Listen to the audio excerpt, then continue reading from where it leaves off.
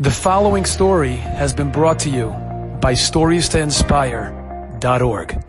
I heard a beautiful, beautiful story of two concentration camp survivors.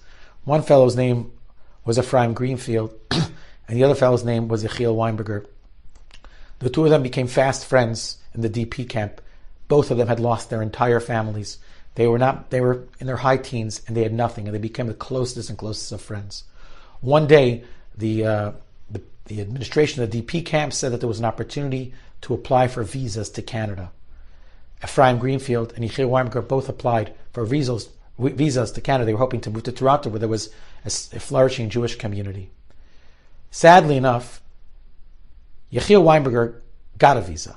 He was healthy, he was strong, he had recovered. But Ephraim Greenfield, who suffered from typhus originally, he didn't get the visa. And these two friends were the only two people in the world that had one another. They didn't have anything else. On the day of the departure, Yechiel Weinberger went over to say goodbye to Ephraim Greenfield, and Ephraim Greenfield said to him, he was crying, he was sobbing, he was so miserable. He says, "You're the only person in the world that I have right now, and we'll probably never see each other ever again." And he was devastated.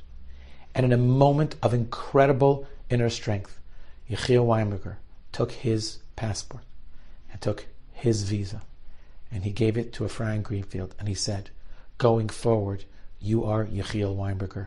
Get on the boat. Go to Canada. I'll figure a way to get to where I have to get to." He did the most incredible Mesirat Nefesh dedication, and he sends Ephraim Greenfield, now known as Yechiel Weinberger, to the United States, and he assumes the identity of Ephraim Greenfield. And eventually he made his way to the United States. He moved to Muncie, and he kept the new name that he had. I mean, that's what his documentation said. His name now was Ephraim Greenfield. After many years, he approached the Sarah Vizhnitzer Rebbe in Muncie, and he said to him, "Rebbe, I think I'm ready to go back to my old name. I think I'm ready to become Yechiel Weinberger going forward. I'm finished with Ephraim Greenfield."